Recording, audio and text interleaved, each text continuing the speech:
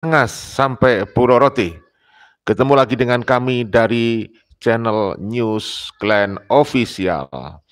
Saudara-saudaraku, dari Sabang sampai Merauke, dari Miangas sampai Pulau Roti. Pada kesempatan kali ini kita akan informasikan yang pertama tentang keuntungan atau profit dari mengelola makam-makam palsu yang dikeramatkan, sejumlah makam yang diba'alawikan. Ternyata memang betul menghasilkan uang yang sangat besar jumlahnya. Saudara, saya pernah meliput sebuah makam di perbatasan Kabupaten Jember menuju Banyuwangi. Ketika kalian mau ke Kabupaten Banyuwangi dari arah jalur selatan melalui Kabupaten Jember, itu Anda akan menaiki gunung yang disebut dengan Gunung Kumitir atau Gunung Merawan. Nah, di kaki gunung itu ada sebuah makam dari makam Oknum Habib yang sekarang dibangun begitu mewah, ya. Itu juga begitu, pendapatannya besar sekali sampai kemudian bisa membangun makam yang begitu mewah, pendapatan dari infak, ya. Nanti setelah live streaming ini akan saya cantumkan linknya, video hasil peliputan saya, ya. Anda tunggu beberapa saat setelah live akan saya cantumkan di kolom deskripsi hasil peliputan saya terkait adanya makam yang palsu, ya. Sebenarnya itu bukan makam Habib, itu hanya diisbat dari hayalan dan mimpi saja. Itu berdekatan dengan makam umum memang, ya, posisinya strategis di pinggir jalan, ya, di tikungan jalan. Nah, itu sangat ramai sampai sekarang, ya, banyak orang yang tidak sadar atau tidak mengerti, terutama generasi muda yang buta sejarah itu menganggap itu makam asli. Pada awalnya dia hanyalah makam umum, lalu di sebelahnya diklaim ada makam Habib Abdullah kalau nggak salah namanya, ya. Kalian bisa cek sendiri kalau Anda mau ke Bali lewat jalur selatan atau mau ke Banyuwangi, itu pasti kalau lewat jalur selatan melewati makam itu. Nah, saudaraku, itulah kenapa kemudian oknum-oknum Ba'alawi begitu gencarnya menghidupkan makam-makam untuk keperluan diduga untuk bisnis, ya, karena memang orang-orang sebagian muslim dari kaum Nahdiyin kultural yang menjadi muhibin Habib itu sekarang diarahkan untuk mendatangi atau berziarah ke makam-makam Habib. Makam Habib katanya di branding lebih barokah, ya kan? Katanya lebih hebat, lebih bagus. Ya memang, kalau barokah sih belum tentu, tapi lebih bagus. Ya memang banyak sekali makam-makam Habib dihias dengan bunga-bunga, dengan kain, dengan gedung yang begitu mewah, ya, dengan lantai granit dan lain sebagainya.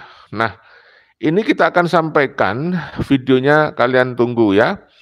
Nah, kemudian saudaraku, dalam kesempatan kali ini juga akan saya sertakan ceramah terbaru dari Kiai Haji Imaduddin Usman Al-Bantani, yang beliau dengan tegas, ya, menyindir Rizik Sihab, dan juga beliau mengungkap adanya oknum Habib ndakwir sampai senilai 40 juta rupiah. Dan sebagainya, banyak sekali materi-materi yang beliau sampaikan lagi untuk mengedukasi masyarakat supaya paham bahwa Ba'alawi ini bukan Ba'alwi ini bukan keturunan Rasulullah Shallallahu Alaihi Wasallam. Mengaku dia keturunan Rasulullah tetapi tidak terbukti, tidak terkonfirmasi, ya. Saudaraku, sebelum melanjutkan video ini, seperti biasa di mukadimah pembukaan video kita sampaikan doa, mudah-mudahan semuanya sehat walafiat, ya, sambil menunggu kalian berkumpul. Ini adalah live streaming, ya. Kita sampaikan semoga semuanya sehat walafiat lahir dan batin, dimudahkan semua urusannya yang baik, ditambah dan diluaskan rezekinya oleh Allah Subhanahu wa taala. Mudah-mudahan diberikan umur usia yang panjang, yang penuh barokah, maghfirah, hidayah, taufik dari Allah Subhanahu wa taala, dan semoga semuanya diberikan keselamatan baik di dunia maupun di akhirat. Saudara-saudaraku ya, mudah-mudahan kita selalu diberikan kesadaran bahwa Ba'alawi bukan keturunan Rasulullah, supaya Anda terhindar dari penipuan-penipuan atas nama makam, dari penipuan-penipuan atas nama zuriat Nabi, karena sudah terbukti oknum-oknum Ba'alawi mengkapitalisasi nasab Rasulullah, mengkapitalisasi makam-makam, bahkan membalawikan makam demi keuntungan dan kemuliaan dunia, memasukkan sejarah NU, memasukkan sejarah Ansor ya, memasukkan sejarah Jatman. Sudah kita ungkap videonya di channel Tanda Kejadian. Tadi pagi saya sudah live juga, kalian bisa tonton di channel Tanda Kejadian ya. Nah, saudaraku, kalau Anda punya duit ya, ingin mendapatkan keberkahan, mendapatkan pahala, lebih baik duit Anda itu kamu sedekahkan untuk anak yatim piatu ya, untuk fakir miskin. Bukan kamu taruh di kotak-kotak amal yang disediakan oleh pengelola makam palsu ya. Pengelola makam palsu berdasarkan survei yang saya lakukan, mereka sudah kaya raya. Karena apa? Dari hasil infak itu.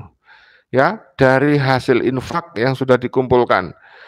Menurut salah satu muhibin, Bapak Lutfi bin Yahya, itu si juru kunci setor setiap bulannya itu bisa sampai 5 karung uang. Wah, kalau dihitung berapa coba itu, berapa rupiah, ya kan?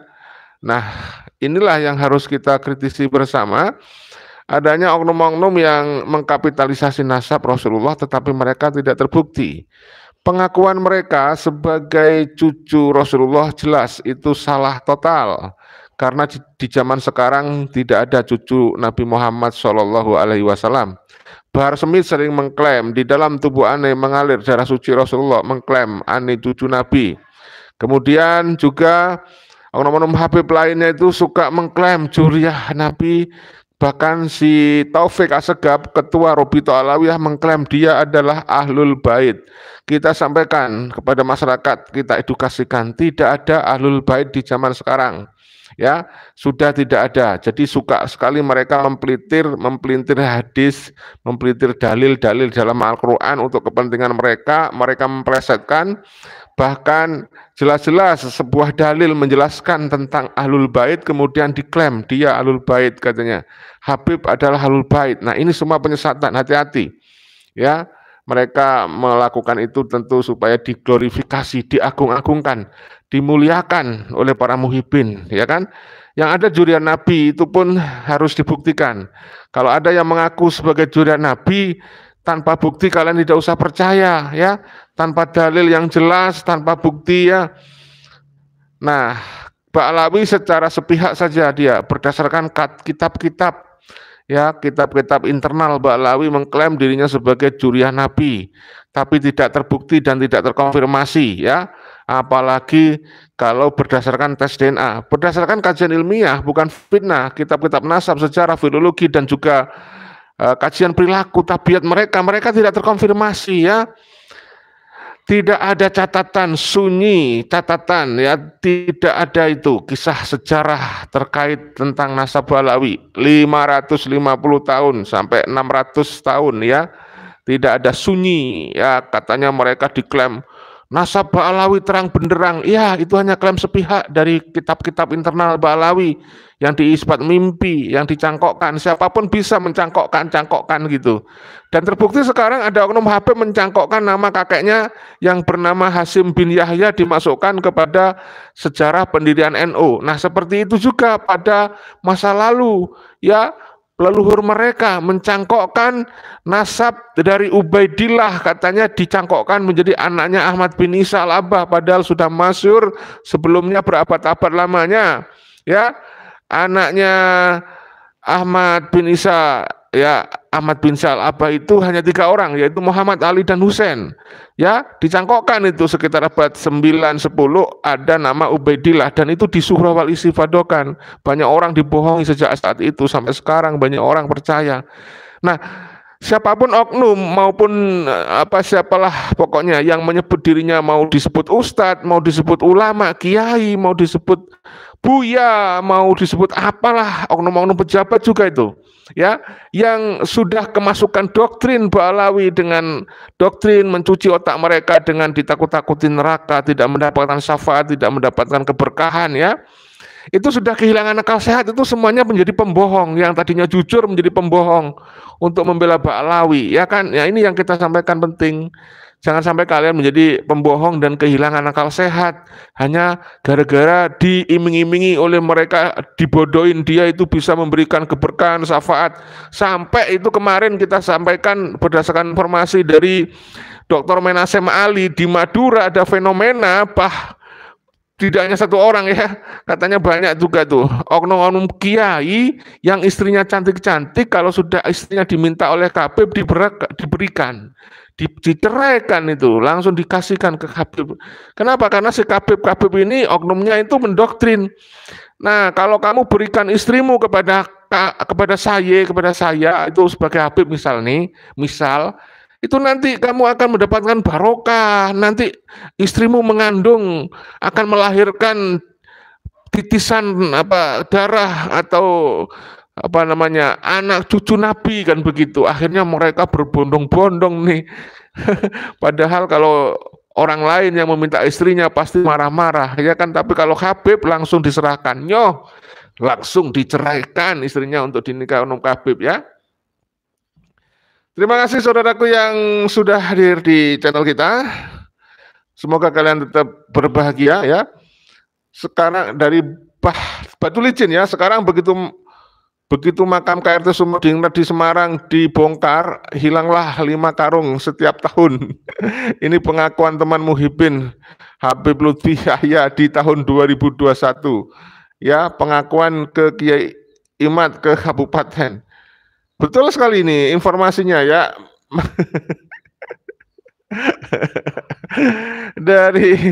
Dari situlah makanya saya itu heran. Dulu memang, ya, banyak orang masih bodoh karena belum ada pencerahan dari Kiai Madudin, percaya-percaya saja, mengglorifikasi mereka, menganggap mereka sebagai cucu Nabi.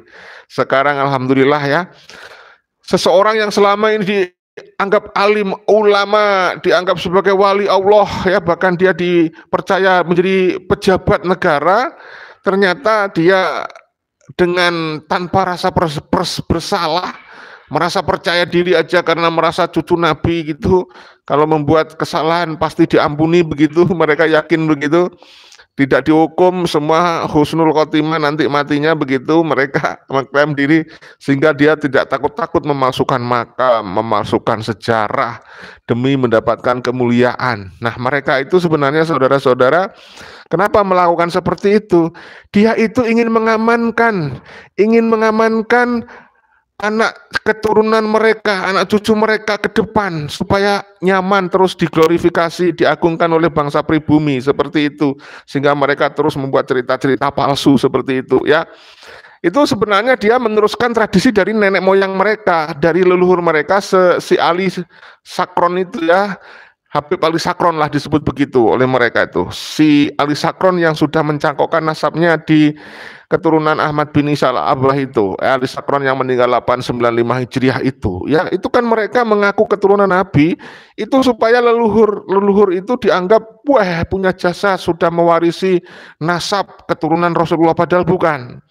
Dia mengaku sebagai pewaris Nabi dari aspek biologis, itulah. Nggak bisa memakai ijma aja, ijtima itu, ya, nggak bisa, harus ada dasar. Nggak bisa hanya berdasarkan kesepakatan, tapi harus ada bukti, ya. Nah, karena apa? Ini bicara tentang biologi, tentang genetika yang mengalir di darah seseorang. Jadi kalau mereka hanya mengaku sebagai pewaris Nabi dalam aspek ideologi, nggak apa-apa. Memang kalau dari aspek ideologi pewaris Nabi adalah ulama. Tetapi kalau sudah mengaku sebagai keturunan dalam aspek biologi, Kalau hanya berdasarkan istimewa nggak bisa, harus ada tes DNA. Karena mengaku sebagai keturunan Nabi secara biologi. Kalau mengaku pewaris Nabi dari sisi biologi, dia harus mau tes DNA. Tidak boleh hanya berdasarkan kesepakatan karena sukroh wal istipadoh.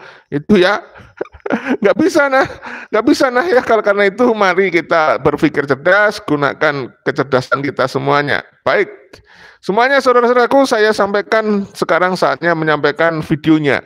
Kalian juga sudah menyimaknya, saya pikir tidak apa-apa kalau yang sudah menyimak langsung saja komentar pendapat Anda.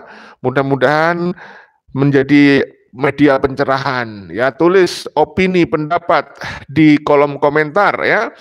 Mudah-mudahan komentar Anda di channel kita ini, di channel News Clan Official ya, membawa kebermanfaatan. Seperti tujuan kita membuat konten ini bukan untuk merendahkan siapapun, tetapi untuk edukasi ya. Perjuangan kesetaraan, jangan ada yang merasa lebih mulia daripada yang lainnya. Kita kebentengi, sekali lagi kita pagari, kita bentengi mentalitas intelektual generasi muda.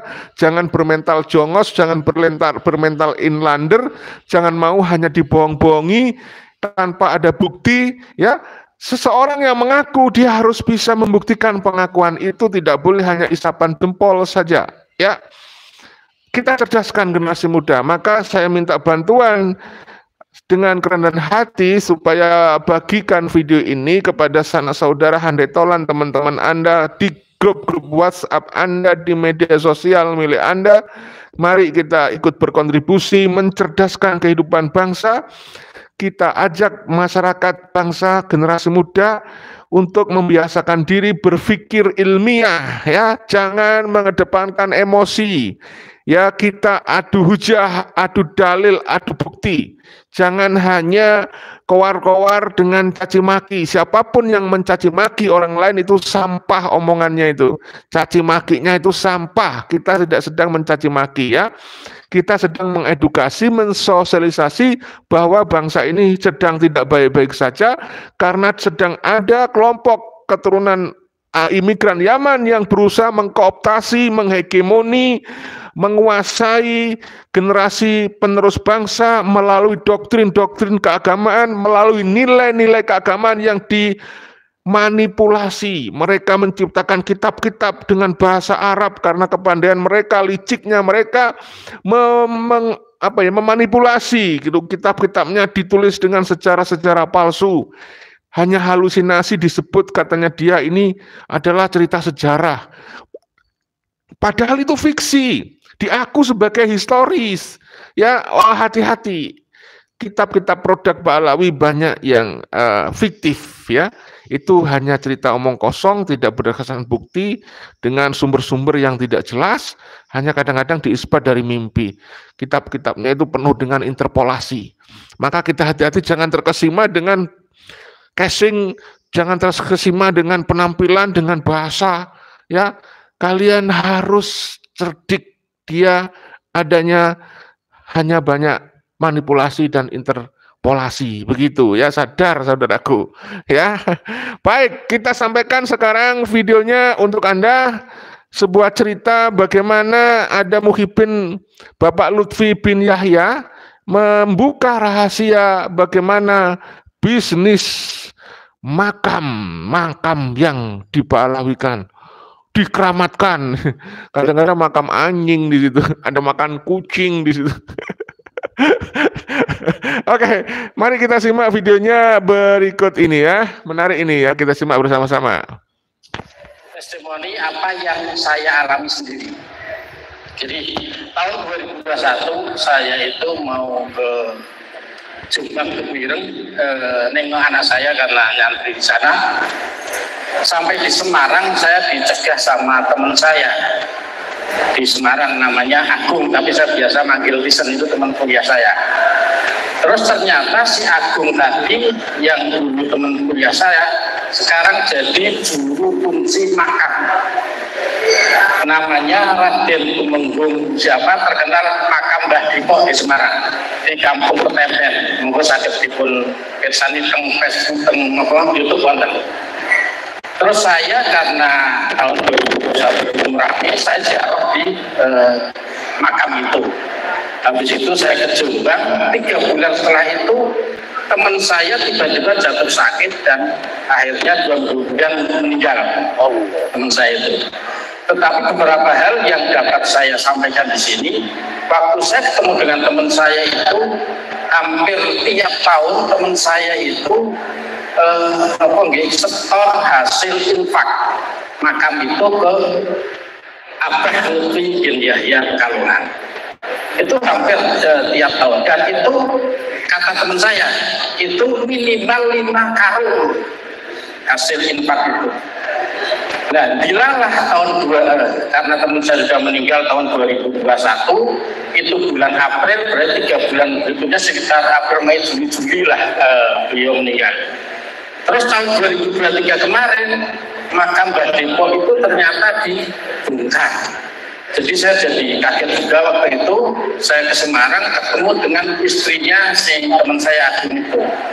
Ternyata karena Agung itu punya syahadah asli dari Habib Lutfi dan makamnya itu ternyata kosong menurut saya. Terus itu testimoni pertama.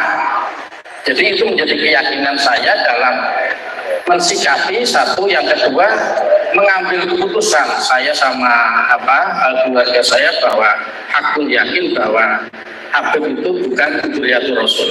Itu pertama. Yang kedua, pada bulan Juli kemarin, Kang saya sedikit lagi. Pada bulan Juli kemarin, 1 bulan yang lalu, saya diamanati dari orang tua saya disuruh menjual mobil Panther tahun 97. Nah, ada teman Muhyiddin Purbalingga berdomisili di mana, di Bojongsari, telepon saya, Kang, saya mau lihat mobilnya. Akhirnya mobil itu saya parkir di garasi, terus saya lihatkan. Si orangnya itu bilang, ini yang mau beli bukan saya, Kang, tapi Habib Salim dari Selawi. Nah, akhirnya karena Habib saya tetap hormat, karena saya pernah punya guru, Habib Lutfi itu guru saya. Saya tahun 87 sampai tahun 90 waktu saya aliyah, saya mondok di pondok pesantren di Batul Mutaliin di Pekalongan di Nahrawi. Jadi saya biarin aja, seminggu sekali itu biarin aja. Terus saya tiap hari Minggu itu saya selalu ikut rutinan Tempat Habib Lutfi, Sidul sama Rotib Al-Hadad. Jadi 2 hal itu yang saya ikuti selama 3 tahun saya ikut Habib Lutfi. Sudah lebih dari 4 menit. Terus nggak apa-apa. Melanjut yang tadi, yang bulan Juli tadi, akhirnya Habib Salim dari Selawi itu mau beli mobil saya. Itu pas hari Jumat. Justru saksinya ada istri saya, ada Muhyiddin yang dari Bojongsari namanya Cak Husen. Terus waktu sholat Jumat, saya bilang, Beb, ini Jumat, tolong Jumatan dulu bareng-bareng gitu. Ternyata Habib Salim itu bilang musafir gitu. Dari Selawi ke sini, saya bilang, itu terserah ente, monggo musafir aja, yang penting saya sudah mengingatkan. Habis Jumatan saya ngasih makan, dan saya kasih makan, saya belikan makan. Itu ngobrol sampai lebih dari jam 4, artinya sudah waktu asar sudah selesai. Artinya di situ ada Habib, ada Cak Husen yang memang tidak sholat Jumat, tidak zuhur sampai asar. 2 hal itu yang menjadi keyakinan saya bahwa ternyata memang nggak mungkin kalau Dzurriyyah Kanjeng Nabi itu syariat tidak melakukan. Jadi pasti itu bukan Dzurriyyatur Rasul. Jadi begitu. Assalamualaikum warahmatullahi wabarakatuh. Sekarang dia ngomong lagi bahwa Sunan Ampel adalah anaknya Sunan Gresik. Salah maning bae. Kalau di Banten dia takut sama cucu-cucu Sultan Hasanuddin seperti saya sampai dia minta maaf. Sekarang saya tantang cucu-cucu Sunan Ampel yang ada di Surabaya, bisa tidak mereka membuat Rizik Syihab minta maaf kepada keturunan Sunan Ampel Surabaya? Rajulun Yas'a ini menurut Syekh Nawawi At-Tanara Al-Bantani di dalam kitabnya Marah Labib atau yang dikenal dengan Tafsir Munir, namanya Habibun Najjar. Siapa namanya? Habib An-Najjar. Habib ini Habib asli pakai shad. Ini Habib pakai Habib An-Najjar. Namanya Habib. Diutus 3 utusan oleh Nabi Isa, ditolak oleh orang kampung, tetapi di kampung itu ada seseorang yang adanya di pojok, kemudian mengajak orang kampung itu untuk menerima utusan Nabi Isa. Qala ya qaumi ittabi'ul ittabi'u man la yas'alukum ajraw wa hum. Ikuti ini 3 utusan. Al-Mursalin, kata Syekh Nawawi di dalam tafsir Munir, Al-Mursalin itu alladzina adharud dalila wa awdahu lakumus sabila. Orang-orang yang membawa dalil. Habib An-Najjar mengajak orang kampung Intakiyah untuk mengikuti orang-orang yang membawa dalil. Man adharu alladzina adharud dalil wa awdahu lakumul sabil. Orang-orang yang memberikan dalil, orang-orang yang menjelaskan jalan. Kalau ada orang yang berbicara tentang kebenaran, dia membawa dalil, pegang. Kalau ada orang datang membawa kebenaran tanpa adanya dalil, tolak. Wala taqfu ma laisa laka bihi ilmun. Jangan kau ikuti apa-apa yang kamu tidak tahu dalilnya. Ada orang ngaku-ngaku miskin ke RT, atau jangan ke RT, ngaku miskin di rumah sakit. Betul apa tidak? Saya miskin, kata petugas rumah sakit. Mana dalilnya? Dalilnya harus bawa. Ngaku miskin supaya gratis di rumah sakit, harus ada dalilnya. Betul apa tidak? Dalilnya adalah surat keterangan RT, RW, kecamatan, dan dinas sosial atau dinas kesehatan bahwa dia adalah orang, maka bisa gratis di rumah sakit. Pak, saya nggak mau bayar Pak, orang miskin. Mana dalilnya? Ini Pak, keterangan dari RT-nya. Ini keterangan miskin dari RW. Ini keterangan miskin dari kecamatan. Ini keterangan miskin dari dinas sosial. Ini keterangan miskin dari dinas kesehatan. Baru rumah sakit menggratiskan orang yang mengaku miskin. Ngaku miskin aja Pak. Pak, yang ngerokok baik. Harus ada apalagi orang yang ngaku cucu. Betul apa tidak? Orang yang ngaku miskin harus ada dalil, apalagi orang yang ngaku cucu. Mana dalilnya? Ngaku-ngaku cucu Nabi. Mana kitabnya? Mana hasil tes DNA-nya? Oro-ono. Kita belaka, sejarah helaka, tes DNA-nya melenceng ning dindi. Tes DNA-nya melenceng nangen dindi. Ada di Indonesia, Bu.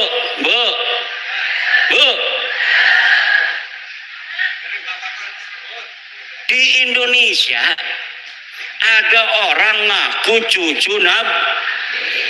Dalam tubuhku mengalir darah Rasulullah.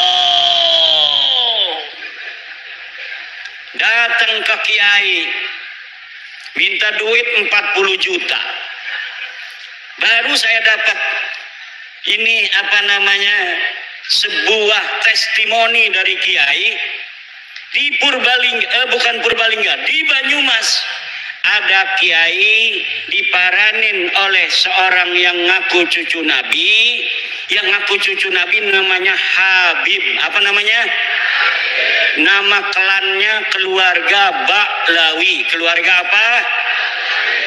Dia minta uang 40 juta. Dulu katanya biasanya langsung dikasih kalau lagi punya.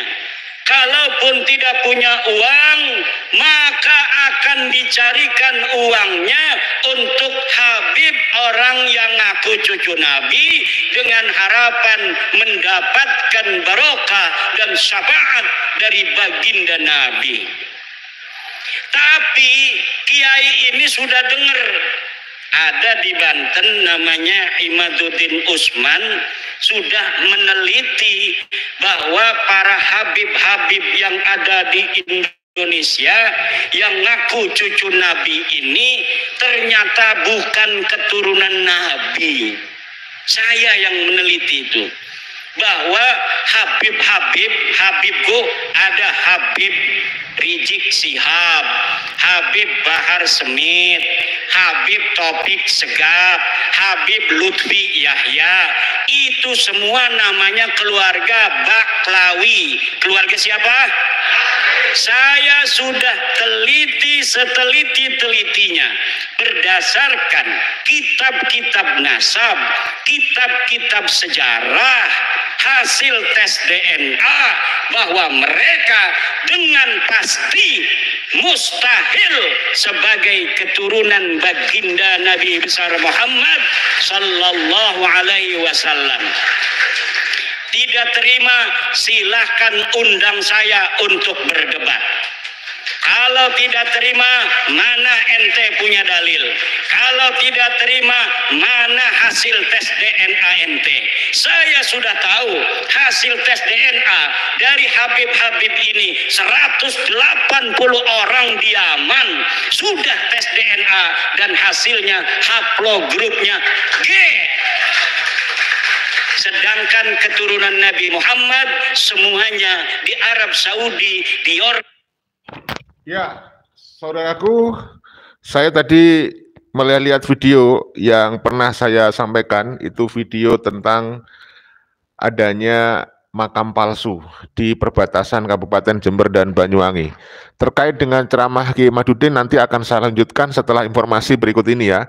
Ini beberapa bulan lalu saya sampaikan untuk Anda yang mungkin baru menemukan channel kita, channel Newsclan Official ini. Saya pernah membuat liputan tentang makam palsu di perbatasan Kabupaten Jember mau ke Banyuwangi di kaki Gunung Kumitir atau kaki Gunung Merawan. Ini dia informasinya ya, kita sampaikan untuk Anda. Ya, silakan. Makam atau kuburan yang diduga palsu dari Bapak Ali bin Abdullah Al-Hamid. Ya, jelas ya. Ini ya, kalian harus tahu nih. Saudaraku, ini adalah ruangan makam atau kuburan yang diduga palsu dari Bapak Ali bin Abdullah Al-Hamid, yang oleh para klan Ba'alawi dia disebut Habib, seperti mereka mengaku sebagai bernama gelar Habib ya. Nah, itu tuh makam satu-satunya yang diduga palsu di dalam ruangan ini ya.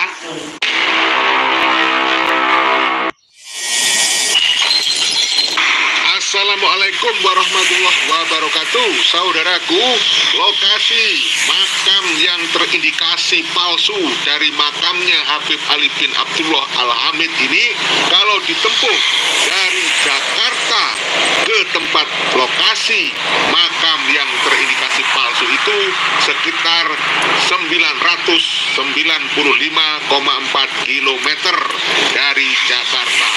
Posisi makam sangat strategis karena berada di jalan raya Banyuwangi, Jember, Lumajang sampai Jakarta, sehingga sering dilihat oleh orang karena terletak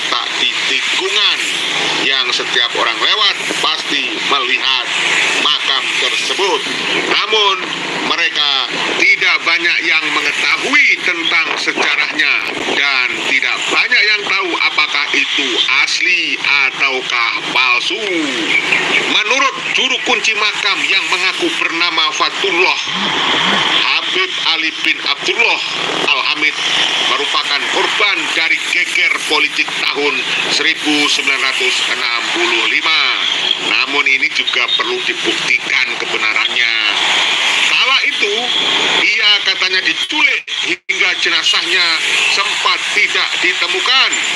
Pada tahun 1993, putra tertuanya yaitu Habib Faisal bin Ali Al-Hamid dibantu keluarga berhasil menemukan lokasi makam Habib Ali bin Abdullah Al-Hamid di sekitaran lokasi yang saat ini menjadi makam, yaitu di kaki Gunung Kumitir. Diceritakan bahwa penemuan makam tersebut berawal dari Habib Salim bin Abdul Qadir Assegaf yang memiliki majelis taklim dan tersebar di Jawa Tengah, Jawa Timur, dan Bali. Setiap 30 hari, Habib Salim selalu menghadiri majelis tersebut dengan para jamaah dan santrinya. Hingga suatu ketika, Habib Salim menceritakan kejadian yang luar biasa saat akan menghadiri majelis taklim di Kabupaten Banyuwangi. Saat perjalanan pulang mengendarai kendaraan menuju Jember, Habib Salim melintas di wilayah Amrawan Kumitir. Kala itu cuaca berkabut karena hujan lebat hingga jarak pandang terbatas. Akibatnya mobil yang digunakan beliau tergelincir. Namun tiba-tiba mobil terangkat dan kembali ke jalurnya lagi. Saat itulah Habib Salim melihat seorang berdiri di sekitar mobilnya. Saat ditanya tujuannya oleh Sang Habib, orang tersebut menunjuk rumahnya berada di tikungan antara Jember dan Banyuwangi. Nah, itulah tempat dari makam tersebut. Habib Salim merasa heran, lalu dia pun mengajak orang tersebut ikut ke dalam rombongan mobilnya. Saat di dalam mobil ditanya nama, orang tersebut menjawab bernama Ali bin Abdullah Al-Hamid. Begitu sampai di tempat tujuan yang berada di tikungan Dusun Curah Damar, Desa Sidomulyo, Kecamatan Silo, Kabupaten Jember, beliau turun dan tiba-tiba hilang lenyap dari pandangan mata. Kemudian disimpulkan oleh Habib Salim, dan Habib Salim pun menyampaikan ke pihak keluarga bahwa makam Habib Ali bin Abdullah Al-Hamid berada di lokasi ini. Setelah 27 tahun proses pencarian oleh pihak keluarga tidak ditemukan. Saudaraku, berdasarkan cerita tersebut patut diduga bahwa makam Habib Ali bin Abdullah adalah palsu karena hanya didasarkan kepada cerita yang bersifat fiksi dan sulit dibuktikan kebenarannya. Oleh karena itu perlu dibuktikan secara ilmiah dan tes DNA. Masih menurut Fatullah yang mengaku menjadi juru kunci sejak tahun 1999 bahwa Habib Ali Abdullah berasal dari lahir di Glemor pada tahun 1934 atau di bulan Saban 1353 Hijriah. Ayahnya bernama Abdullah bin Salim Al-Hamid dan ibunya bernama Arbaiyah.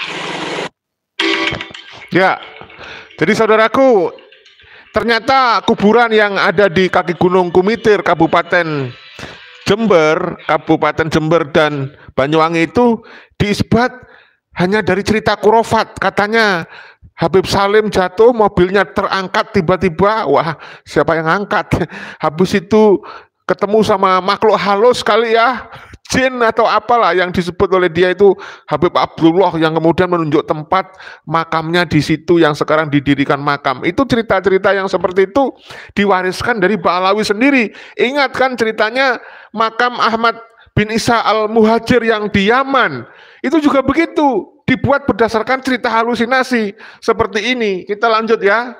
Ini liputan saya beberapa waktu yang lalu, sudah agak lama nih. Kita sampaikan kepada Anda, fenomena makam palsu itu nyata adanya, bukan isapan jempol saja. Sudah sampai di TKP, di makamnya Ali bin Abdullah ya. Ya, ini ada makamnya bersebelahan dengan makam umum.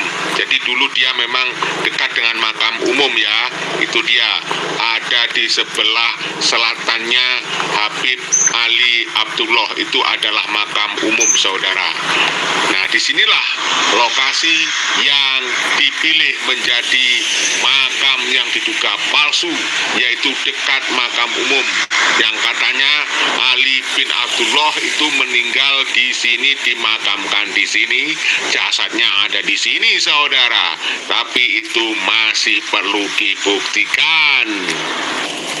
Ya, mohon maaf kalau saya sih nggak percaya ya, karena ceritanya kan cuma berdasarkan cerita saja, tidak ada pembuktian secara ilmiah. Ya, saudara, coba kita masuk ya ke dalam makam ya, makamnya Habib Ali Abdullah. Kita lihat sekarang ada pengembangan renovasi gedung ini kayaknya, semakin diperbaiki, saudara, ini kayaknya. Ayo kita masuk. Suasananya sepi ini, sepertinya tidak banyak pengunjung ini, saudara. Nah, kita masuk ya. Jadi inilah lokasi komplek makam yang diduga palsu, itu bersebelahan dengan makam umum ya. Si oknum Habib ini memang luar biasa pandai ya, memilih tempat lokasi makam yang diduga palsu ya. Sangat strategis di pinggir jalan raya. Ayo coba kita masuk ke dalam. Kita lihat ini sudah begitu bagus ya. Ada perbaikan pembangunan ini di sana sini. Nah, di sebelah kiri ini ada toilet yang masih diperbaiki. Jadi ini ada besi-besi cor berdiri ini. Sepertinya ini nanti terus dikembangkan ya. Ini kedepannya akan terus dikembangkan ini. Duit mengalir terus ke sini ya, insya Allah, dari para penyumbang, para donatur, para dermawan. Nah, itu kita lihat ada, nah ini dia kotak amalnya ini ya. Ini kotak amalnya. Banyak ini kotak amalnya, tidak hanya dua ini. Dan itu ada pengunjung, ada peziarah seorang. Dua orang perempuan ini bercadar, saudaraku. Wow ya. Langsung kita tinggalkan, ini musolahnya. Ini masih dalam proses perbaikan terus ini. Pasti rencananya akan dibongkar ini ya. Nah, lihat, kita masuk ke dalam. Ini tempat orang-orang sholat ya. Makamnya nggak di sini, itu di dalam tuh. Masuk kita ya. Yuk kita masuk. Ya Allah, luar biasa. Ini relatif mewah, saudara. Nuh, kamu lihat itu ya. Kita masuk ya ke dalam ya. Ini ada terus pembangunan, itu ada pekerja di situ, pekerja ya, 2 orang terus memperbaiki bangunan untuk menjaga makam ini kali ya. Nah, ini di dalam gedung ini makamnya. Ayo kita masuk. Nah, ini dia. Wow, makamnya luar biasa, relatif mewah, saudara. Ini masih dalam proses pembangunan, saudara. Ini lantainya dari granit ini ya, kayaknya ya. Wow, itu ada pekerja. Ada juga nih yang ngaji nih, sedang ngaji nih. Seorang peziarah kali ini.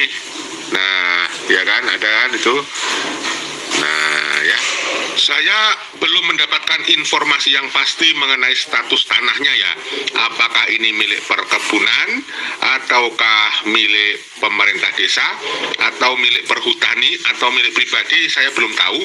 Karena belum ada yang mau memberikan keterangan tentang hal ini. Takut kali ya, takut dosa kali ya, takut kualat kali ya. Ya, coba kita terus telusuri di dalam. Ini adalah ruangan tempatnya makam. Ya, itu ada fotonya. Ini saya kira fotonya dari Habib Ali Abdullah ya, saudara. Coba kau amati. Bukan foto sih ini. Ini lukisan ini ya, lukisan aja. Ya, ini lukisannya orang yang dianggap sebagai Habib Ali Abdullah. Nah, itu dia makamnya. Jadi dalam ruangan ini hanya ada satu makamnya dia saja. Luar biasa mewah ruangannya, ya kan? Sementara di samping sebelah selatannya itu makam umum masyarakat sekitar. Nah, saudara, ini akan memberikan wawasan pengetahuan ke kita betapa para muhibin itu sangat mengagungkan. Dari mana duitnya kalau tidak dari sumbangan para muhibin untuk membangun ruangan yang semewah ini ya. Ini masih dalam proses perbaikan untuk ditambah lagi untuk meningkatkan luas dan kualitas. Apakah pengelola taat membayar pajak ya kepada negara? Kalau tidak membayar pajak ya repot, itu dianggap merugikan negara. Ya mudah-mudahan ini bisa diurus secara administrasi dengan benar mengenai status dari makam ini, saudara. Nah, ini ada kotak amal lagi ya. Kalau keadaannya seperti ini, saudara, ada kemungkinan besar tentu mereka akan mempertahankan secara mati-matian apapun yang terjadi.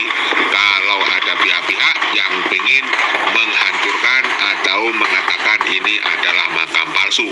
Oleh karena itu, hal ini mudah-mudahan bisa menjadi pelajaran buat kita semuanya untuk hati-hati ke depannya. Ini kan hasil dari para muhibin-muhibin itu, bukti mereka mencintai dari oknum Habib yang sudah berhasil mendoktrin mereka untuk percaya kepada omongan mereka, saudara. Ini adalah bukti manfaat ekonomi dari doktrin-doktrin yang mereka lakukan terhadap para pribumi yang bisa menguntungkan mereka dari sisi finansial, saudara.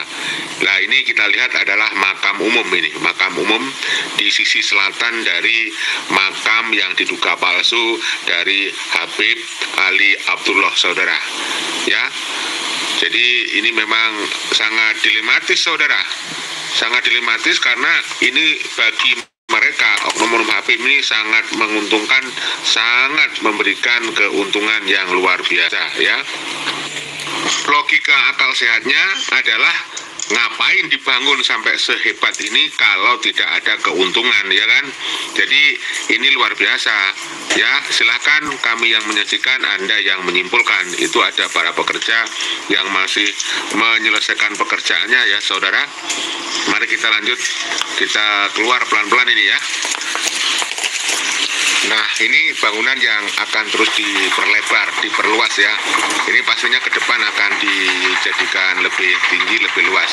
Itu sudah ada besi-besi beton berdiri untuk dasar pengecoran. Nah ini ya kan. Jadi ini kalau akan dibuang itu atap yang jelek ini, akan diganti yang baru, saudara. Nah ini ada pengumuman di sini nih, pengumuman pembangunannya ini. Itu ada rekening nomor HP yang bisa dihubungi ini. Ada menerima donasi ya. Ada pengumuman open donasi pembangunan makam As-Sayyid Habib Ali bin Abdullah ya, Al-Hamid ya kan. Itu ada nomor rekening BCA juga, nomor panitia ya. Konfirmasi setelah transfer, nah ya kan itu. Wow, luar biasa saudara, kehebatan dari oknum-oknum Habib ya dalam mencari duit luar biasa. Hal semacam ini kalau dianggap positif oleh para muhibin mereka, tentu para muhibin ini akan mencontoh apa yang dilakukan oleh oknum-oknum Habib. Apalagi mereka itu dianggap sebagai juriyah dari Rasulullah Shallallahu Alaihi Wasallam. Nah apalagi kalau para muhibin itu sudah taklid buta dan mengkultuskan, apalagi fanatik yang sangat berlebihan misalnya. Ini musola sepertinya akan dibongkar ya saudaraku. Kelihatannya dari beberapa besi yang sudah berdiri di kanan kirinya ini mungkin akan direnovasi dan diperbaiki. Mungkin diperluas atau ditinggikan bangunannya ya. Ini luar biasa saudara. Wow, komplek pemakaman hanya satu makam tapi luar biasa, lihat. Luas ya, luar biasa.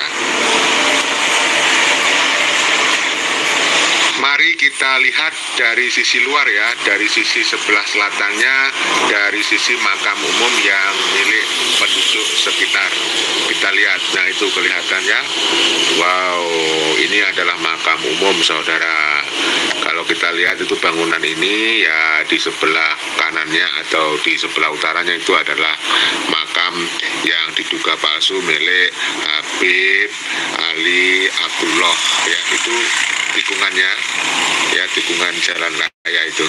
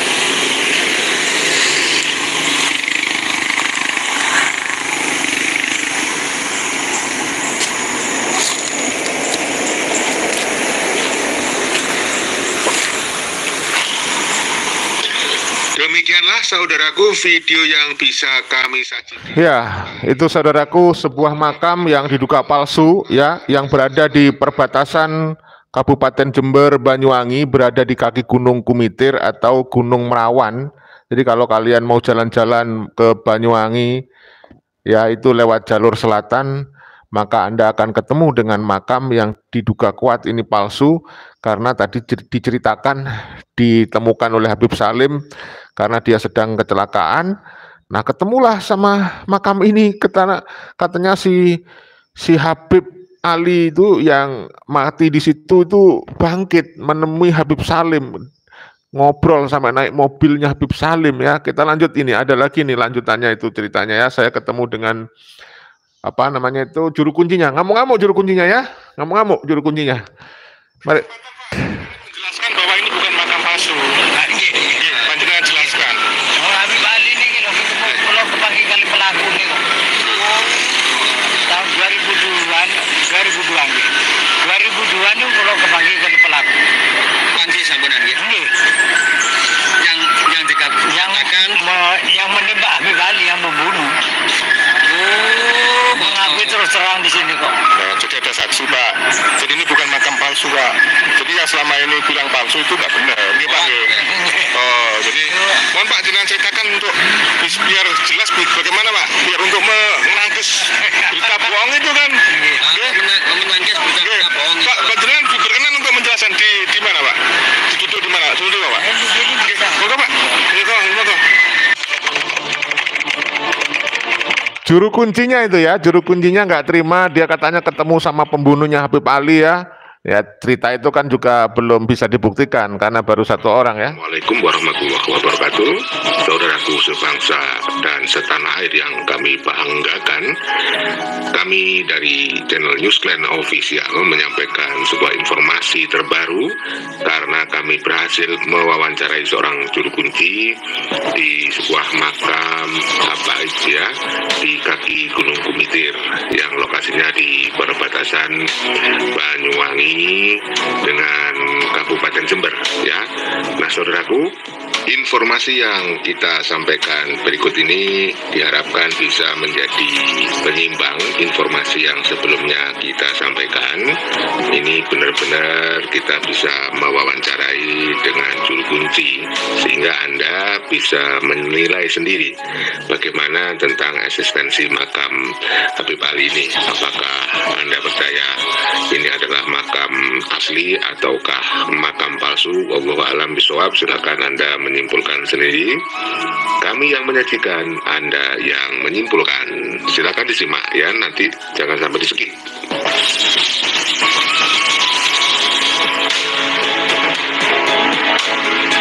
Syaro. Iya. Di makamnya siapa ini? Katanya makamnya Mbah Habib Abdul Hamid. Oh iya.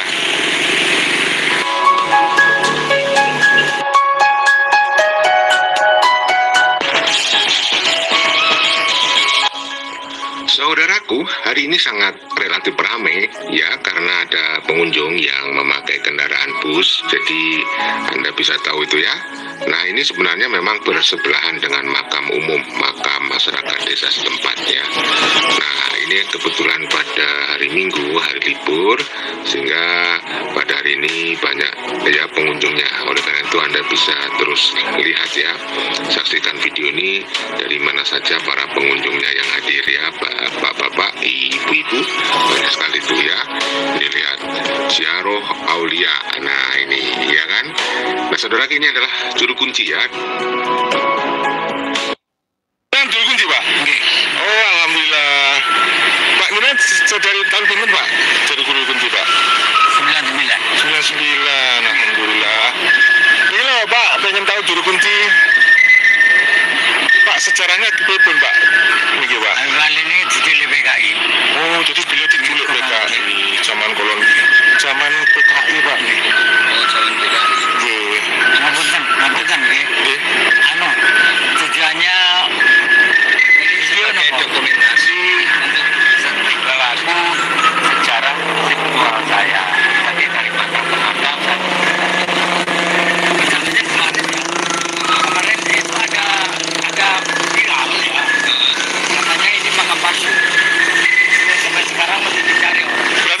mohon Pak, panjenengan menjelaskan bahwa ini bukan makam palsu. Nggih, panjenengan jelaskan. Oh, Habib Ali ini loh ketemu kalau kepagi kali pelaku nih. Tahun 2002-an nih. 2002 nih kalau kepagi kali pelaku. Panji sampean nggih. Nggih. Yang dikatakan Yang menembak Habib Ali yang membunuh. Mengakui terus terang di sini kok. Jadi ada saksi Pak. Jadi ini bukan makam palsu Pak. Jadi yang selama ini bilang palsu itu nggak benar. Nggih Pak. Oh, jadi mohon Pak jenengan ceritakan untuk biar jelas bagaimana Pak. Biar untuk menangkis berita bohong itu kan. menangkis berita bohong. Pak, jenengan berkenan untuk menjelaskan di mana Pak? Ditutup di mana? Coba dulu Pak. Monggo Pak. Monggo.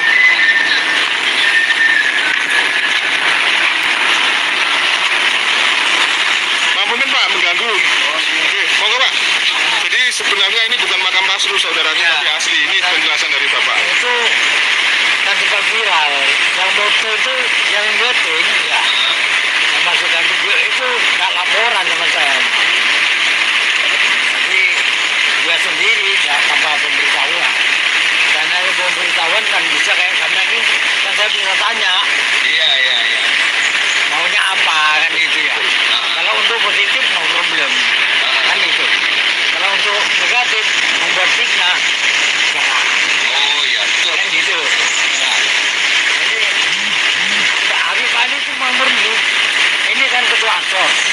Tahun 64 jadi ketua Ansor, 65 jadi sekretaris. Meninggalnya itu akhir 65. Itu Habib Ali sampai menghabiskan 4 liter peluru. Itu pengakuannya pelaku. 4 liter peluru Habib Ali itu nggak apa-apa. Saya sempat tanya. Ya kenapa akhirnya Habib Ali terbunuh? Katanya barusan bapak cerita. Pelurunya sampai menghabiskan 4 liter Habib Ali nggak apa-apa. Kenapa akhirnya terbunuh? Habib Ali itu diancam. Kalau kamu udah bisa dibunuh anak istri, kamu akan saya bunuh. Istri ini kali, bukan ini wolu. Tak ini kantor setunggal kan itu jalan. Aslinya Habib Ali itu gimana? Tanggul. Tanggul. Kebenakan sepupu saya Habib Soleh. Jadi, sebenarnya itu, ya Allah, orang-orang ini kok bisa-bisanya bikin fitnah. Padahal terus terang aja, orang yang suka memfitnah ibadahnya sudah nol. Tak nyambung sama Allah. Terus tahu nggak ciri-cirinya orang yang bikin fitnah? Nggak tahu itu karyawannya juga. Oh, Pak, yang penting ini Bapak ini tahu harus menjelaskan bahwa memang ini pengakuan dari pembunuhnya. Dia di sini tempatnya. Ini yang penting. Ini pembunuhnya 2002. 2002. Ya. Pak panjenengan sinten Pak? Asmane Pak? Fatullah. Pak Fatullah. Nah, jadi Pak Fatullah itu sudah bertemu dengan pelaku pembunuhnya sendiri untuk membuktikan itu asli, Pak. Jadi pembunuhnya mengakui memang di sini. Begitu. Habib Ali dibunuh, Nah, itu jelas clear ya.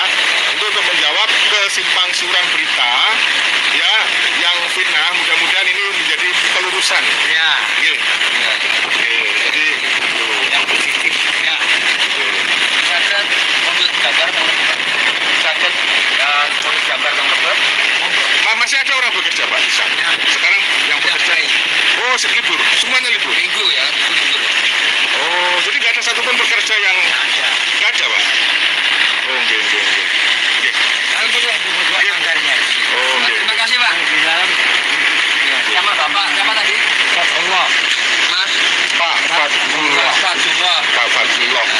Pak Fatullah, juru kunci makam Habib Ali bin Abdullah. Ya. Beliau adalah saksi di mana beliau ketemu dengan pelaku pembunuhan sendiri yang mengaku tempatnya di sini. Jadi clear ya untuk meluruskan berita-berita hoax. terima kasih Pak Fatullah ya. Ya, demikian saudaraku informasi tentang makam yang diduga palsu. Kami yang menyajikan, Anda yang menyimpulkan. Terserah Anda ini percaya atau tidak. Tetapi terus terang kami tidak percaya itu kalau itu asli, karena memang ceritanya juga tidak terkonfirmasi. Baik, kita lanjutkan ceramah dari Kiai Maduddin Usman Al-Bantani berikut ini ya. Kita lanjutkan untuk edukasi kita. Di Maroko, haplo grupnya J1.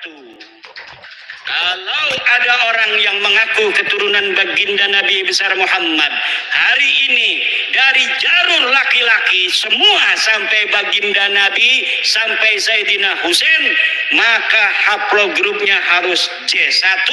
Sedangkan keluarga Habib Rizik, keluarga Habib Bahar, keluarga Habib Taufik Segaf, keluarga Habib Lutfi bin Yahya, semuanya sudah tes DNA dan bukan keturunan baginda Nabi besar Muhammad sallallahu alaihi wasallam.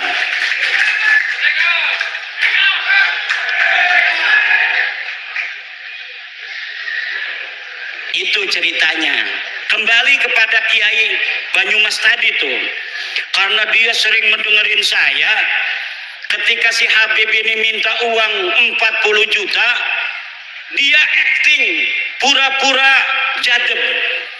Kiai Imad pahlawanku, Kiai Imad pahlawanku, Kiai Imad pahlawanku. Langsung Habibnya kabur. Jadi ibu-ibu, bapak-bapak kiai, terutama sama kiai-kiai, kalau ada Habib minta-minta uang banyak, nggak usah banyak ngomong, cukup di depan dia baca wiridan, Kiai Imad pahlawanku, Kiai Imad pahlawanku, Kiai Imad pahlawanku. Insya Allah setannya hilang semua. Lah kita nyari-nyari duit, gelati duit 40 juta gehati Bu ya, nggih. Megawe ning Tangerang gaji ya 4 juta. Berarti 40 juta ya kita megawe ning pabrik 4 bulan, 10 bulan nggih. Lah dia datang hanya dengan menjual baginda Nabi, dia pengen dapat duit 40 juta. Nah,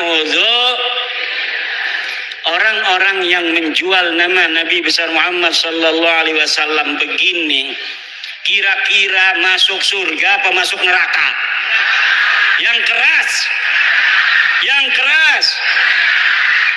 Saya tanya sekarang, Habib itu keturunan Nabi apa bukan? Keturunan Nabi apa bukan? Habib Rizik turunan Nabi bukan? Habib Bahar turunan Nabi bukan? Habib Lutfi bin Yahya turunan Nabi apa bukan? Habib Taufik Segaf turunan Nabi apa bukan? Orang Purbalingga sudah bersaksi bahwa mereka bukan keturunan baginda Nabi besar Muhammad.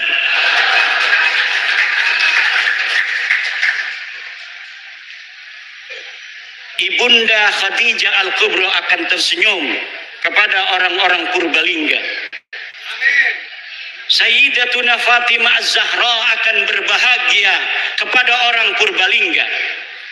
Sayyidina Ali, Sayyidina Husain, Sayyidina Hasan akan tersenyum kepada orang Purbalingga, kepada masyarakat Nusantara yang sudah menyelamatkan nama baik Sayyidatuna Khadijah Al-Kubra, Sayyidatuna Fatimah Az-Zahra, Sayyidina Ali dan baginda Nabi besar Muhammad sallallahu alaihi wasallam dari orang-orang sekarang yang dia bukan turunan baginda Nabi, tetapi dia mengaku-ngaku keturunan baginda Nabi. Dengan pengakuannya itu dia membuat umat Nabi besar Muhammad sallallahu alaihi wasallam diperas, membuat umat Nabi Muhammad SAW dihina-dina, membuat umat Nabi besar Muhammad SAW berpecah belah.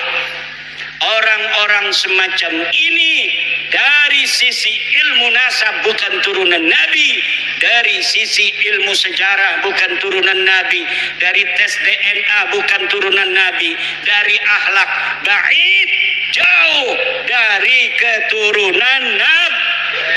Akhlak Nabi begitu luhur, senyum mengembang setiap ketemu dengan orang lain, menyayangi orang lain. Setiap ketemu orang punya uang, dikasih uangnya oleh baginda Nabi. Lagi bawa begini nih, bawa jas, apa ini namanya nih, jubah, diminta orang karena ada dua. Kalau turunan Nabi itu harus sama dengan Nabi. Kalau lagi bawa jubah, bib, jubahnya satu buat aneh, langsung dikasihin. Itu ciri-ciri daripada turunan. Sekarang Laskar jajal kalau ada Habib lagi bawa mobil, bib, mobilnya buat aneh. Kalau dia kasih itu mobil, dia turunan Nabi. Kalau tidak kasih itu mobil, jangan sampai engkau percaya bahwa dia keturunan baginda Nabi besar Muhammad. Setuju? Ada Habib datang ke Kiai bawa mobil. Bib, bawa apa sini? Mobil. Mobilnya buat aneh aja. Sebelum diminta, minta dulu. Sebelum dia minta uang, minta dulu apa yang dia bawa. Dia bawa udeng-udeng begini, pinta. Dia bawa jubah begini, pinta. Wah, berarti kiimat nanti kita minta coba kasih enggak? Ya enggak. Aneh kan enggak ngomong-ngomong, aneh turunan Nabi. Ente punya istri, cerai, nanti aneh kawinin, ente masuk surga. Ada Profesor Manahem Ali berriwayat, ada seorang kiai istrinya cantik jelita. Tahu istrinya satu atau dua saya nggak tahu itu. Yang jelas dia istrinya cantik. Datang Habib, suruh dicerai istrinya. Kata si Habib, kalau engkau cerai istrimu lalu aku nikahi istrimu, maka engkau akan dapat barokah, dapat syafaat, masuk dalam surga. Na'udzu. Apakah yang model begitu betul turunan Nabi? Jawab. Apakah orang yang datang ke rumah kiai minta uang 40 juta itu turunan Nabi? Apakah ada orang yang menghina orang lain itu turunan Nabi? Orang yang mulutnya selalu mencaci maki Presiden Indonesia dengan alasan-alasan PKI, alasan antek asing, ijazah palsu. Apakah orang semacam itu pantas jadi cucu Nabi apa tidak? Dia cucu Nabi bukan. Orang yang selalu membuat keonaran.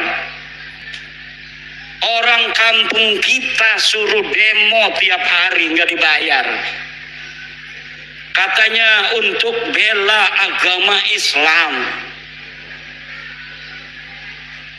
Kemudian orang-orang kampung kita meninggalkan pekerjaannya, meninggalkan kegiatannya, suruh demo tiap hari.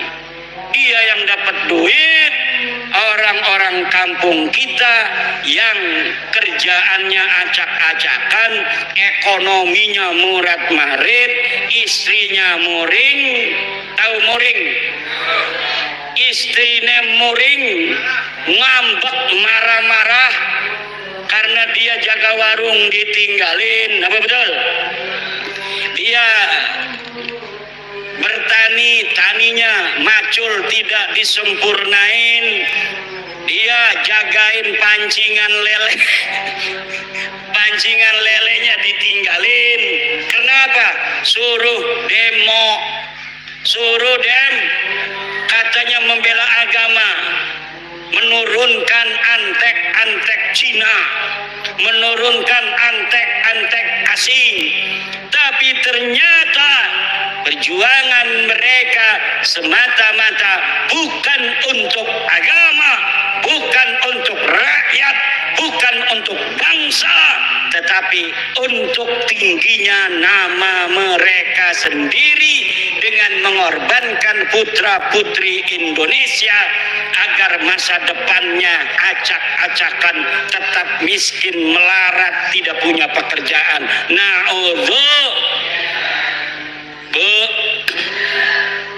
Bu, anak ibu mesantren, betul apa tidak?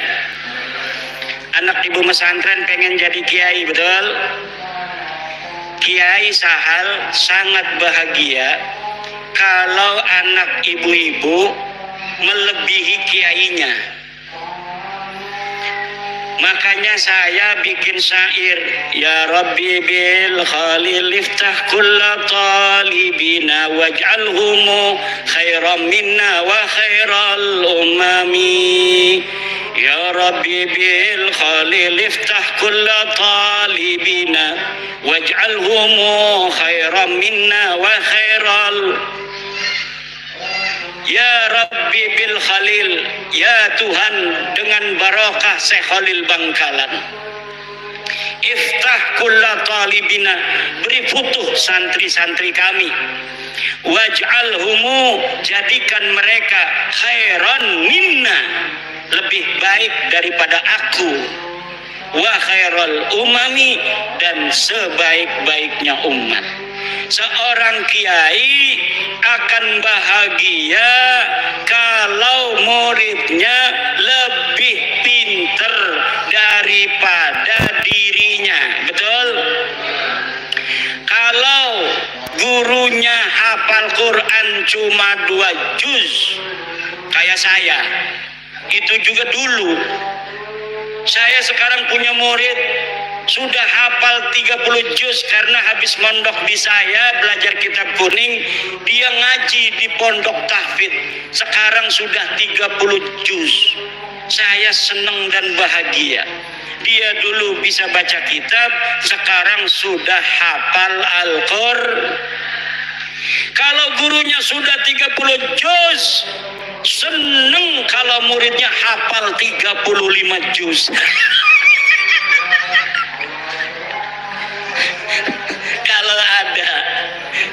Kalau ada lebih dari 30 juz itu senang mungkin gurunya. Tetapi ada seorang atau sebuah kelompok, dia tidak bergelar kiai. Kalau kiai, muridnya jadi kiai senang, betul? Tapi ada Habib punya murid namanya Mukibin. Ini Mukibin tiba-tiba pas udah 2 tahun dia pakai Al-Habib. Wong Banyumas, gua Al-Habib. Lah kira-kira gurunya itu yang seorang Habib marah apa tidak kalau ada murid tiba-tiba pakai gelar Al-Habib? Marah, itu bisa dipukulin, dipersekusi. Kenapa? Karena bagi mereka nasab itu lebih utama daripada ilmu. Sedangkan menurut ajaran Islam, ilmu itu mutlakon lebih mulia daripada nasab. Ilmu itu mutlakon lebih mulia daripada nasab. Takwa adalah kunci daripada kemuliaan. Ukuran daripada kemuliaan adalah takwa. Inna akramakum indallahi, sesungguhnya orang yang paling mulia di antara kalian adalah orang yang paling bertakwa. Itu adalah barometer kemuliaan. Siapa orang paling bertakwa, dialah orang yang paling mulia. Apakah dia anak seorang kiai? Apakah dia anak seorang raden? Apakah dia anak seorang tubagus? Dia seorang petani? Dia seorang penjual cilok? Dia seorang yang miskin? Dia seorang yang kaya? Kalau dia bertakwa, maka dialah orang yang paling mulia. Ini ajaran Islam apa ajaran Habib? Islam. Tapi ajaran Habib, dia ngomong sama santri-santrinya, kalau nanti jadi kiai banyak ilmunya, Jangan sampai di hatimu ada perasaan sama dengan Habib. Jadi mereka mempunyai sebuah ajaran, sebuah doktrin kepada murid-muridnya yang bukan dari golongan Habib itu, bahwa orang-orang Jawa, wong Banyumas, wong Purbalingga, wong Brebes, wis kon dagang ndok bae, ora bisa dadi wong mulya. Sirama sampai kapan bae tugasnya ngormati kula. Kok sira duwe anak, anake ngormati anak kula. Kok sira duwe putu, putune ngormati putu kula. Anak kira duwe buyut, buyute ngormati buyut kula. Sampai kiamat tugasnya sira jadi hamba sahaya. Tugasnya kita lan turunan kita jadi raja, jadi wong mulia. Ini ajaran Islam apa ajaran Habib? Ajaran Islam apa ajaran Habib? Ajaran Islam apa ajaran Habib? Ajaran Islam, siapa saja dia, dari siapa dia dilahirkan tidaklah penting, tetapi yang penting bagaimana dia nanti menatap kehidupan. Kalau dia belajar kemudian pintar, dia bisa jadi presiden di Indonesia walaupun dia hanya anak petani dari Purbalingga. Walaupun dia hanya anak seorang pedagang kecil di Purbalingga, kalau dia kemudian masuk STPDN, dia bisa menjadi bupati di Purbalingga. Siapapun dia, walaupun dia hanya anak seorang yang mencari limbah, pemulung, tapi dia kemudian masuk TNI, dia jadi jenderal, kemudian dia menjadi panglima TNI. Itu adalah ajaran Islam. Dia bisa jadi jenderal, dia bisa menjadi AKBP, dia bisa menjadi kolonel, walaupun hanya anak seorang petani yang tidak punya sawah. Petani nyambut tapi abai nyelengi be alhamdulillah. Duite gena sekolah ning akpol, duitnya sekolah ning perwira, akhirnya jadi jenderal.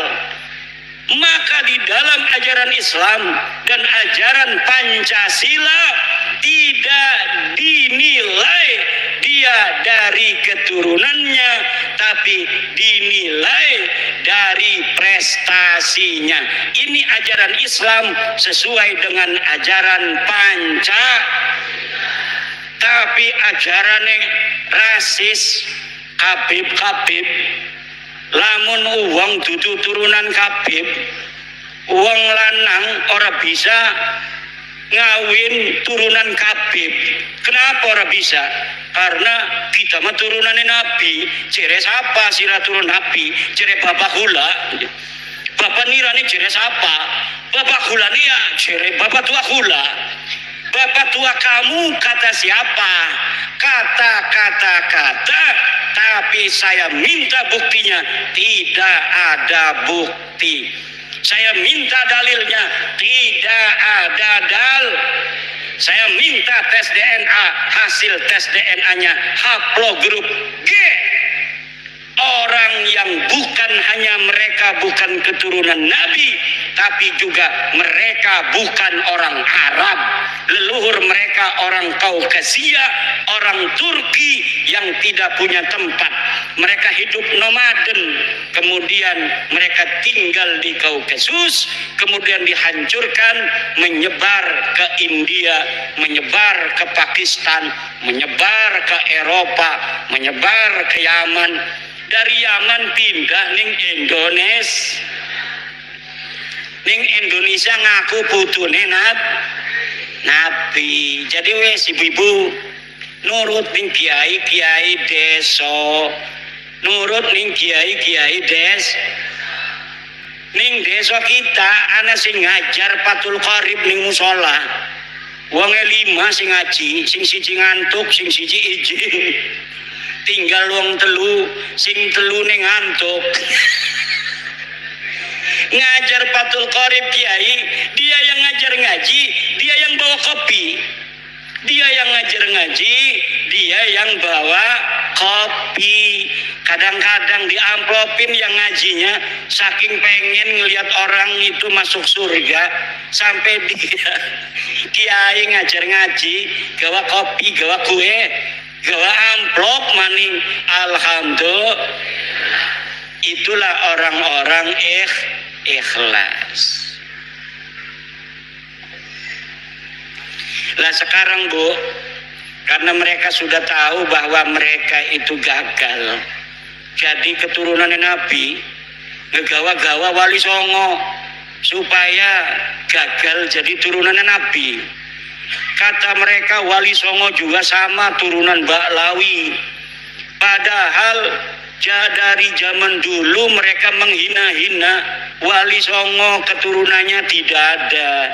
Wali Songo keturunannya terputus. Tapi sekarang sudah diteliti mereka bukan cucunya Nabi. Mereka katakan Wali Songo itu keluarga mereka, Baklawi. Rizik Syihab sebelum saya membuat tesis tentang bahwa para Khabib itu bukan turunan Nabi, dia ditanya oleh orang tentang Azmat Khan. Dia jawab, saya bukan ahli nasab, tanya saja itu Kerabidah Alawiyah.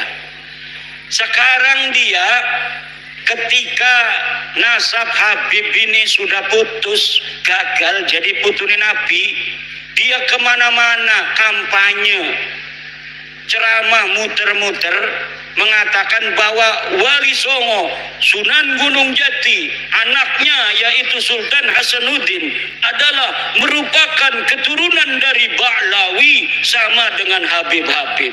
Iki arane pengen ngegawa Wali Songo rungkat kayak bebekanane.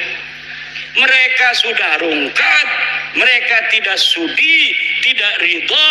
Kalau hanya mereka yang rungkat, mereka juga ingin bawa-bawa Wali Songo yang asli putune Nabi. Wali Songo asli putune Nabi. Pengen supaya Wali Songo juga sama-sama putus nasabnya, sama-sama rungkat nasabnya 2024. Ning dinti ceramah muter-muter pakai takbir lagi, salah pakai takbir. Saudara, Sunan Gunung Jati punya istri Nyai Rara Santang, takbir. Ligane salah. Nyai Rara Santang itu bukan istrinya Sunan Gunung Jati, tapi ibunya Sunan Gunung Jati. Udah salah pakai takbir. Takbir. Marah anak-anaknya keturunan Sunan Gunung Jati, akhirnya minta maaf. Saya mohon maaf ya. Sekarang dia ngomong lagi bahwa Sunan Ampel adalah anaknya Sunan Gresik. Salah maning bae. Kalau di Banten dia takut sama cucu-cucu Sultan Hasanuddin seperti saya sampai dia minta maaf. Sekarang saya tantang cucu-cucu Sunan Ampel yang ada di Surabaya, bisa tidak mereka membuat Rizik Syihab minta maaf kepada keturunan Sunan Ampel Surabaya?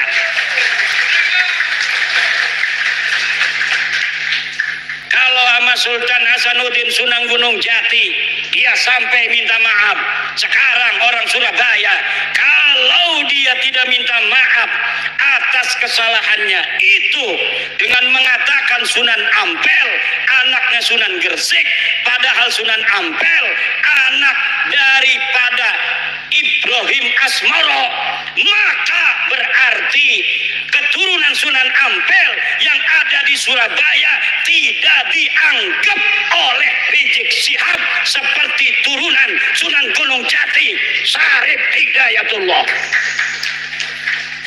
Coba anak eta turunan Sunan Ampel di dia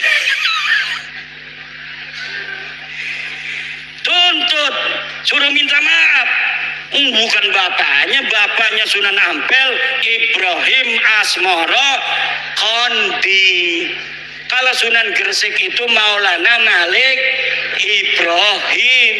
Harus minta maaf. Semakin ngomong semakin banyak salahnya dia. Karena apa? Bukan ahli nasab, nggak ngerti nasab, maksa-maksain bicara nasab. Saking marahnya sama saya, marah bener sama saya itu.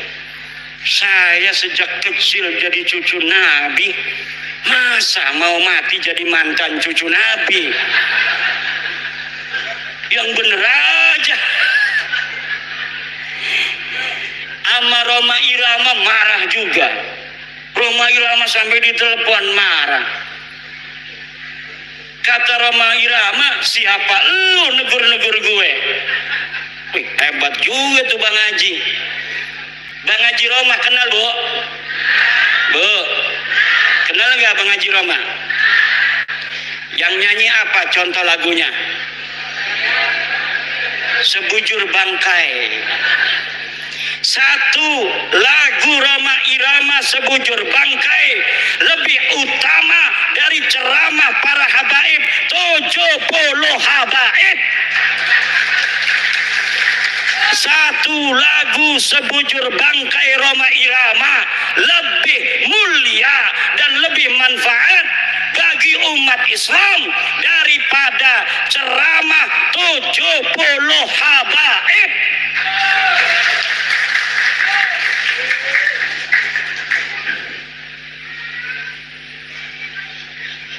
Kenapa lagunya Roma Irama kalau didengerin?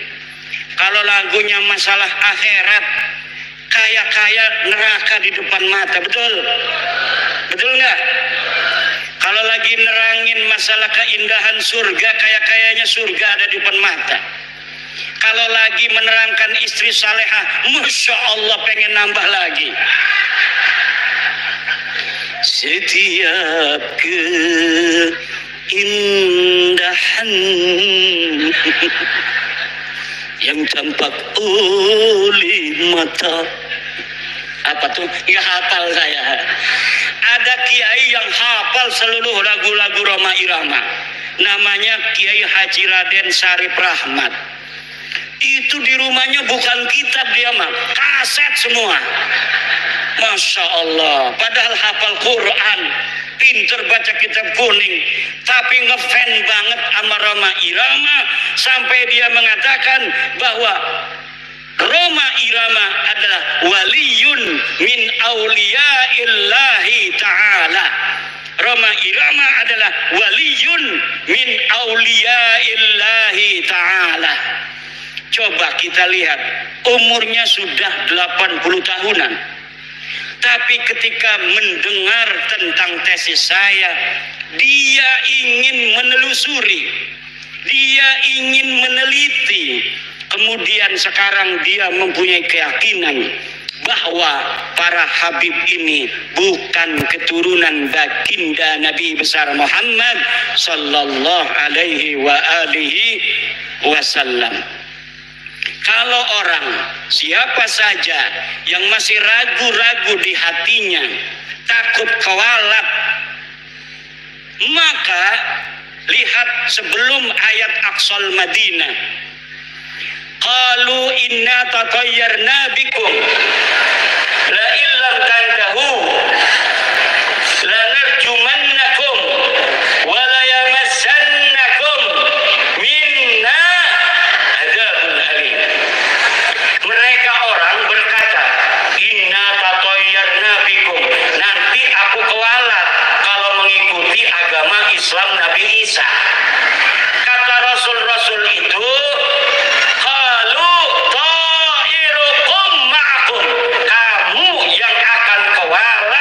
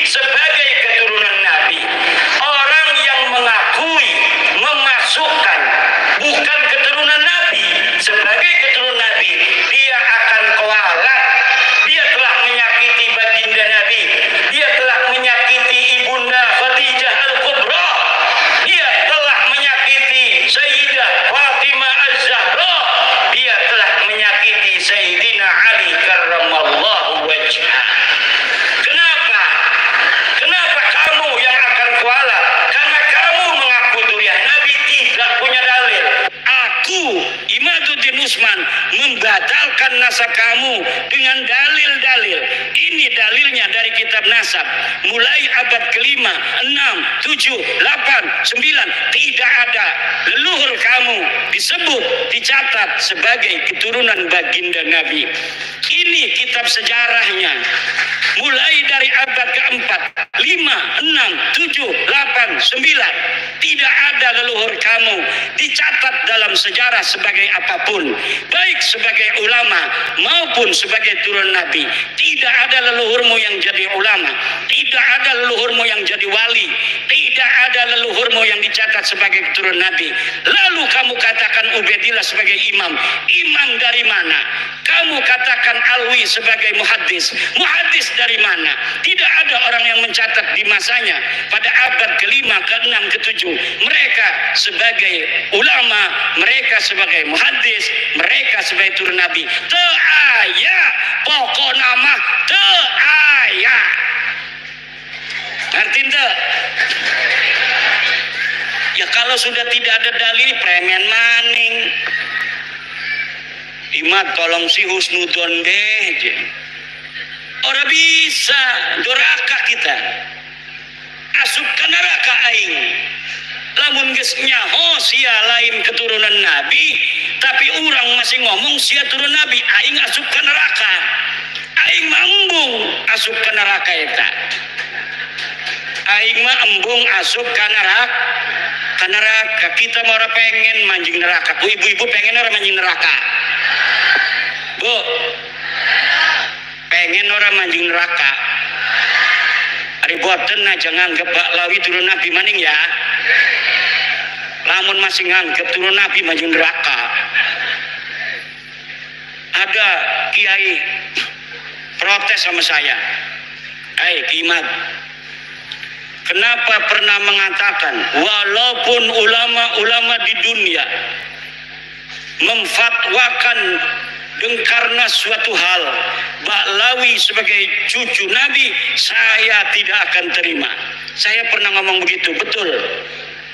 Tapi Pak, lihat kata-kata saya, dengar kata-kata saya. Ada kalimat karena suatu hal.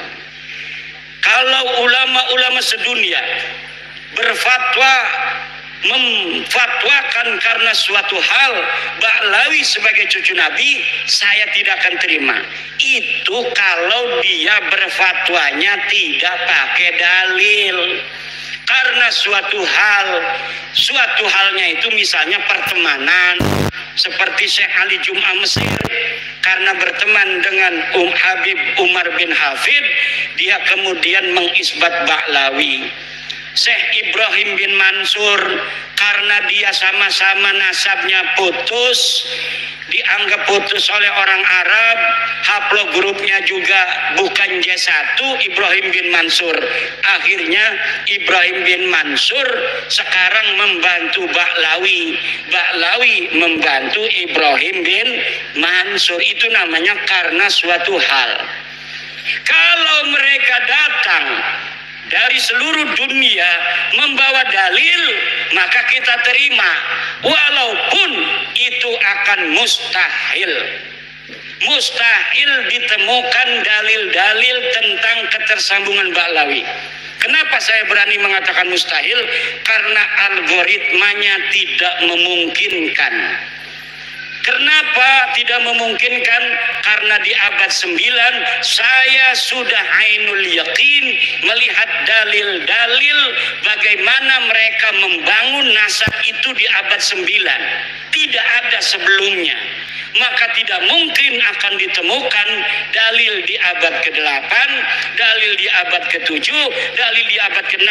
Tidak mungkin ditemukan karena algoritma pembentukan fabrikasi daripada nasab mereka hanya baru ada di abad 9. Kalau sampai mereka bawa manuskrip katanya abad ke-6, ke-5, saya pastikan itu manuskrip palsu. Apakah ada buktinya? Woi Kiai ngomong manusia palsu. Saya sudah menemukan banyak pemalsuan-pemalsuan di dalam sejarah Ba'lawi.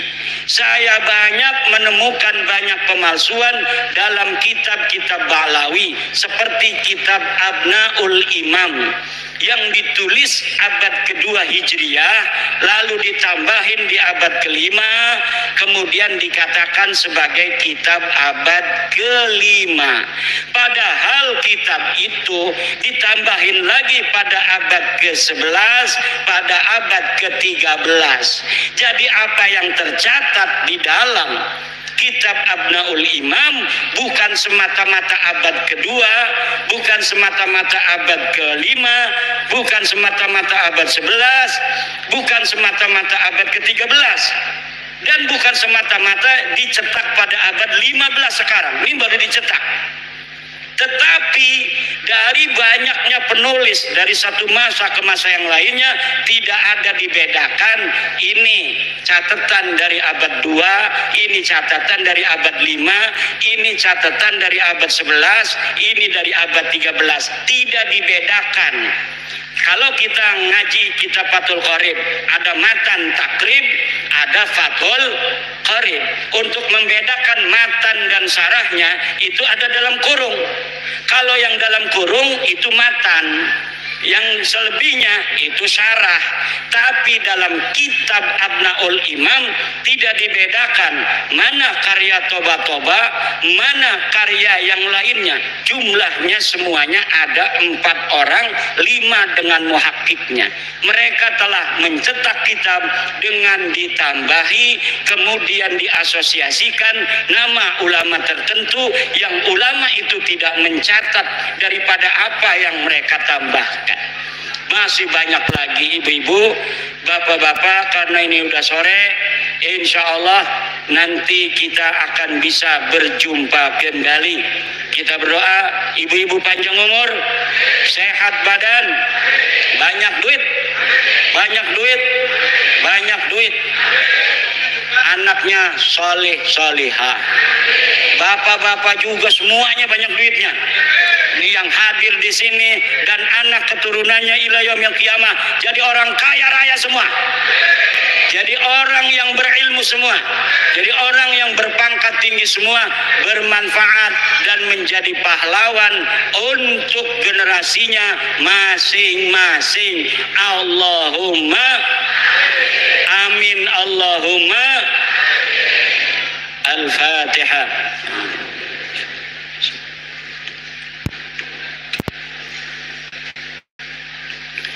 Wallahu huwal muwaffiqu ila aqwami thoriqin. Wassalamu alaikum warahmatullahi